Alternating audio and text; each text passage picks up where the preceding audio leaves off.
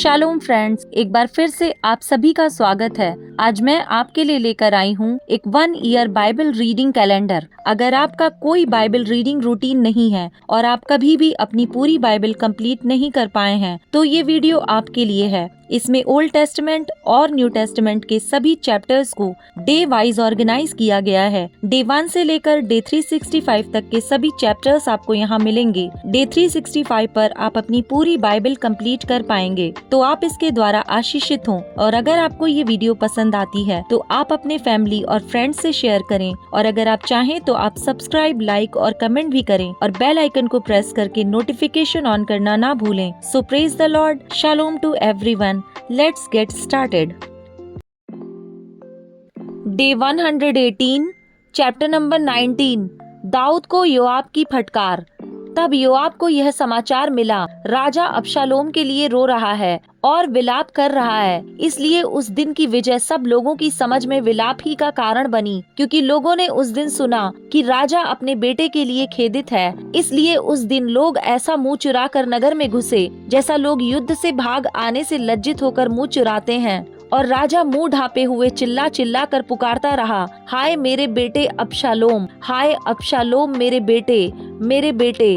तब योआब घर में राजा के पास जाकर कहने लगा, तेरे कर्मचारियों ने आज के दिन तेरा और तेरे बेटे बेटियों का और तेरी पत्नियों और रखेलियों का प्राण बचाया है, परंतु तूने आज के दिन उन सबों का मुंह काला किया है, इसलिए कि तू अपने बैरियों से प्रेम और अपने प्रेमियों से बैर रखता है। तूने आज यह प्रकट किया कि तुझे हाकिमों और कर्मचारियों की कुछ चिंता नहीं, वरन मैंने आज जान लिया कि यदि हम सब आज मारे जाते और अबशालोम जीवित रहता तो तू बहुत प्रसन्न होता। इसलिए अब उठकर बाहर जा और अपने कर्मचारियों को शांति दे, नहीं तो मैं यहोवा की शपथ खाकर कहता हूँ कि यदि तू बाहर ना जाएगा तो आज रात को एक मनुष्य भी तेरे संग ना रहेगा, और तेरे बचपन से लेकर अब तक जितनी विपत्तियाँ तुझ पर पड़ी हैं उन सब से यह विपत्ति बड़ी होगी। तब राजा उठकर फाटक में जा बैठा। जब सब लोगों को यह बताया गया कि राजा फाटक में बैठा है, तब सब लोग राजा के सामने आए। दाऊद का यरूशलेम को लौटना।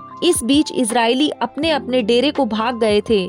इजराइल के सब गोत्रों के सब लोग आपस में यह कहकर झगड़ते थे, राजा ने हमें हमारे शत्रुओं के हाथ से बचाया था और फिलिस्तियों के हाथ से उसी ने हमें छुड़ाया, परंतु अब वह अबशालोम के डर के मारे देश छोड़कर भाग गया। परंतु अबशालोम, जिसको हमने अपना राजा होने को अभिषेक किया था, वह युद्ध में मर गया है। तो अब तुम क्यों चुप रहते हो और राजा को लौटा ले आने की चर्चा क्यों नहीं करते? तब राजा दाऊद ने सादोक और एब्यातार याजकों के पास कहला भेजा, यहूदी पुरनियों से कहो, तुम लोग राजा को भवन पहुंचाने के लिए सबसे पीछे क्यों होते हो, जबकि समस्त इजराइल की बातचीत राजा के सुनने में आई है कि उसको भवन में पहुंचाएं। तुम लोग तो मेरे भाई वरन मेरी ही हड्डी और मांस हो, तो तुम राजा को लौटाने में सबके पीछे क्यों होते हो? फिर अमासा से यह कहो, क्या तू मेरी हड्डी और मांस नहीं है? और यदि तू योआब के स्थान पर सदा के लिए सेनापति न ठहरे, तो परमेश्वर मुझसे वैसा ही वरन उससे भी अधिक करे।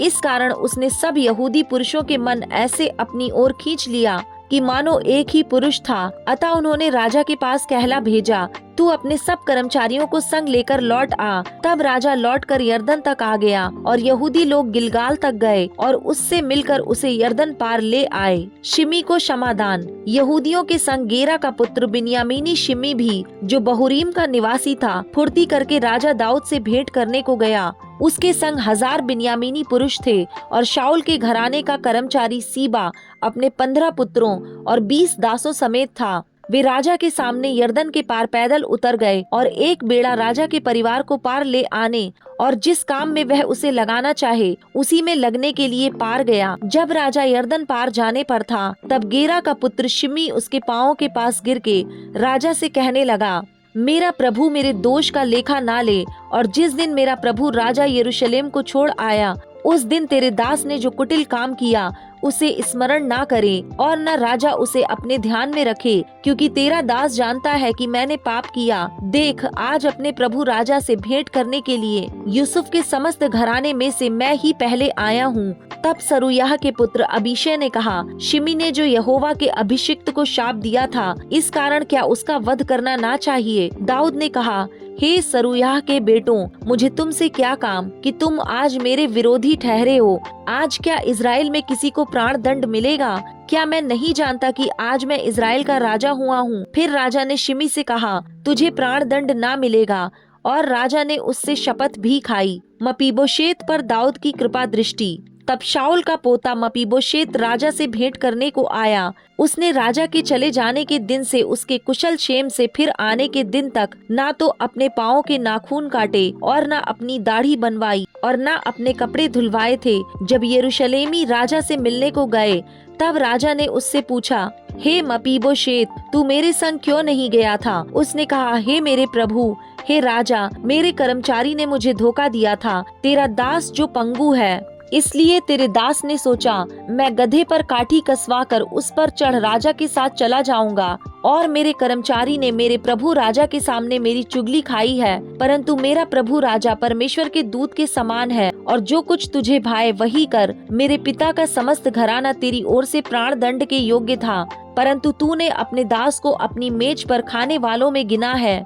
मुझे क्या हक है कि मैं राजा की दुहाई दूं? राजा ने उससे कहा, तू अपनी बात की चर्चा क्यों करता रहता है? मेरी आज्ञा यह है कि उस भूमि को तुम और सीबा दोनों आपस में बांट लो। तब मपीबोशेत ने राजा से कहा, मेरा प्रभु राजा जो कुशल क्षेम से अपने घर आया है, इसलिए सीबा ही सब कुछ ले ले। बरजिल्ले पर दाऊद की कृपा दृष्टि।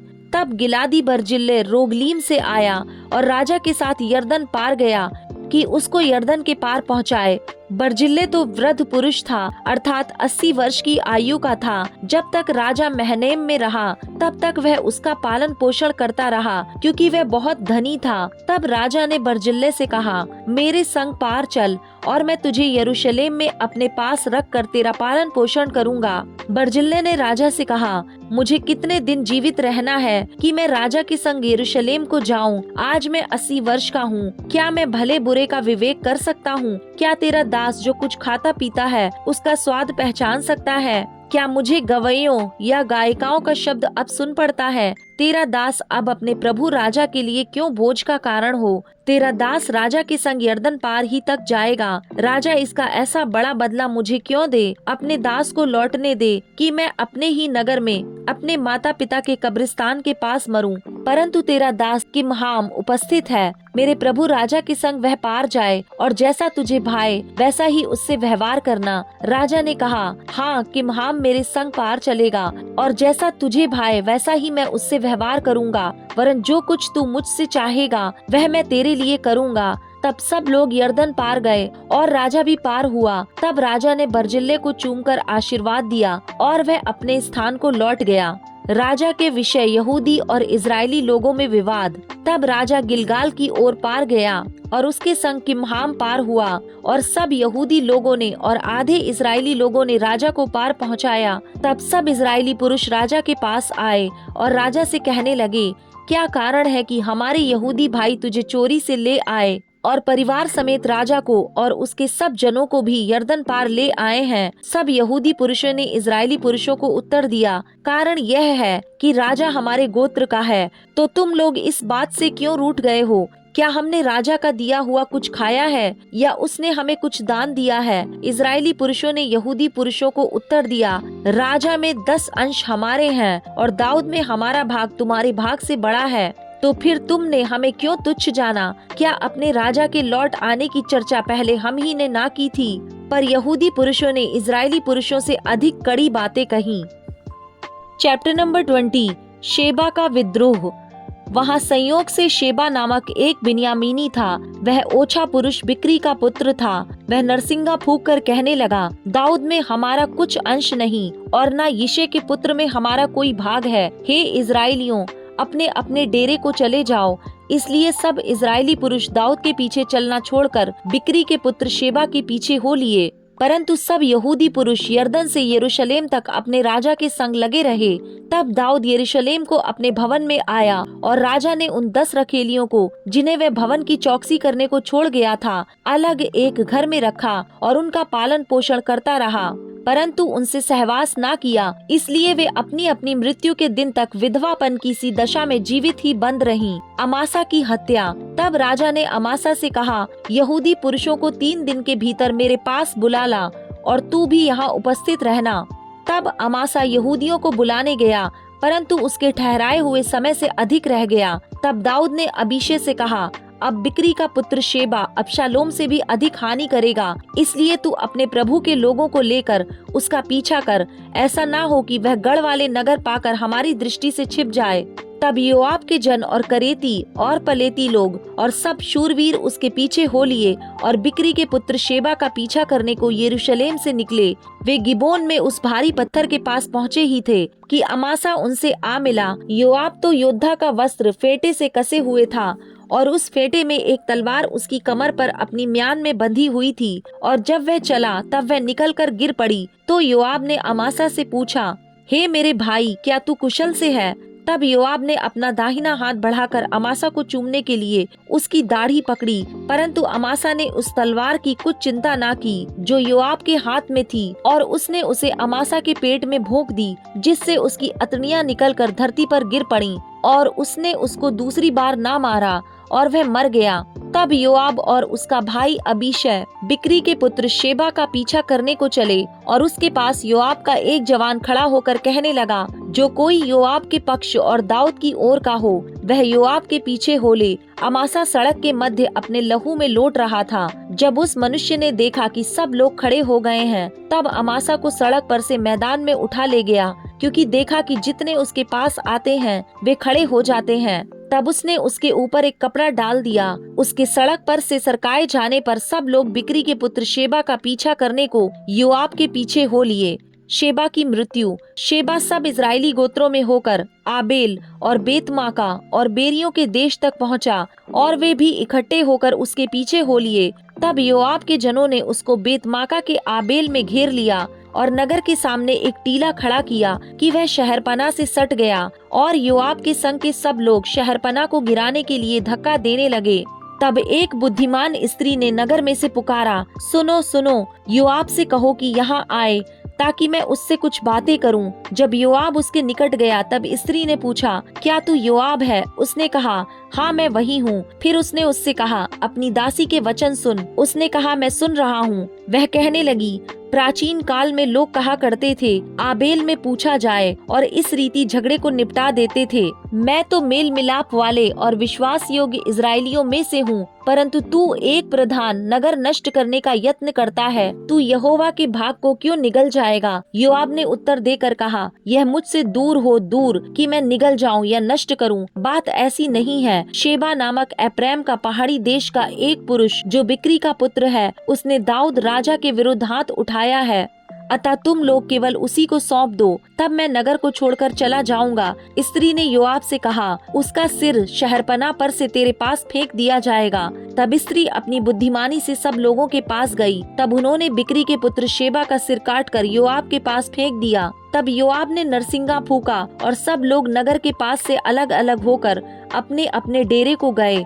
योआब यरूशलेम को राजा के पास लौट गया। दाऊद के अधिकारी गण। योआब तो समस्त इजरायली सेना के ऊपर प्रधान रहा, और यहोआदा का पुत्र बनायाह करेतियों और पलेतियों के ऊपर था, और अदोराम बेगारों के ऊपर था, और अहीलूद का पुत्र यहोशापात इतिहास का लेखक था, और शवा मंत्री था, और सादोक और एब्यातार याजक थे, और याईरी ईरा भी दाऊद का एक मंत्री था। Luke chapter number 21 verse number 20 to 38। यरूशलेम के विनाश की भविष्यवाणी। जब तुम यरूशलेम को सेनाओं से घिरा हुआ देखो, तो जान लेना कि उसका उजड़ जाना निकट है। तब जो यहूदिया में हो वे पहाड़ों पर भाग जाएं, और जो यरूशलेम के भीतर हो वे बाहर निकल जाएं, और जो गाँव में हो वे उसमें ना जाएं, क्योंकि यह बदला लेने के ऐसे दिन होंगे जिनमें लिखी हुई सब बातें पूरी हो जाएंगी। उन दिनों में जो गर्भवती और दूध पिलाती होंगी उनके लिए हाय हाय, क्योंकि देश में बड़ा क्लेश और इन लोगों पर बड़ा प्रकोप होगा। वे तलवार के कौर हो जाएंगे और सब देशों के लोगों में बंदी होकर पहुंचाए जाएंगे। और जब तक अन्य जातियों का समय पूरा ना हो, तब तक यरूशलेम अन्य जातियों से रौंदा जाएगा। मनुष्य के पुत्र का पुनरागमन। सूरज और चांद और तारों में चिन्ह दिखाई देंगे, और पृथ्वी पर देश देश के लोगों को संकट होगा, क्योंकि वे समुद्र के गरजने और लहरों के कोलाहल से घबरा जाएंगे। भय के कारण और संसार पर आने वाली घटनाओं की बाट देखते देखते लोगों के जी में जी ना रहेगा, क्योंकि आकाश की शक्तियां हिलाई जाएंगी। तब वे मनुष्य के पुत्र को सामर्थ और बड़ी महिमा के साथ बादल पर आते देखेंगे। जब ये बातें होने लगें तो सीधे होकर अपने सिर ऊपर उठाना, क्योंकि तुम्हारा छुटकारा निकट होगा। अंजीर के पेड़ का उदाहरण। उसने उनसे एक दृष्टांत भी कहा। अंजीर के पेड़ और सब पेड़ों को देखो, ज्यों ही उनमें कोपलें निकलती हैं, तो तुम देखकर आप ही जान लेते हो कि ग्रीष्म काल निकट है। इसी रीति से जब तुम ये बातें होते देखो, तब जान लो कि परमेश्वर का राज्य निकट है। मैं तुमसे सच कहता हूँ कि जब तक ये सब बातें ना हो लें, तब तक इस पीढ़ी का कदापि अंत ना होगा। आकाश और पृथ्वी टल जाएंगे, परंतु मेरी बातें कभी ना टलेंगी। जागते रहो, इसलिए सावधान रहो। ऐसा ना हो कि तुम्हारे मन खुमार और मतवालेपन और इस जीवन की चिंताओं से सुस्त हो जाएं, और वह दिन तुम पर फंदे के समान अचानक आ पड़े, क्योंकि वह सारी पृथ्वी के सब रहने वालों पर इसी प्रकार आ पड़ेगा। इसलिए जागते रहो और हर समय प्रार्थना करते रहो कि तुम इन सब आने वाली घटनाओं से बचने और मनुष्य के पुत्र के सामने खड़े होने के योग्य बनो। वह दिन को मंदिर में उपदेश करता था और रात को बाहर जाकर जैतून नामक पहाड़ पर रहा करता था, और भोर को तड़के सब लोग उसकी सुनने के लिए मंदिर में उसके पास आया करते थे।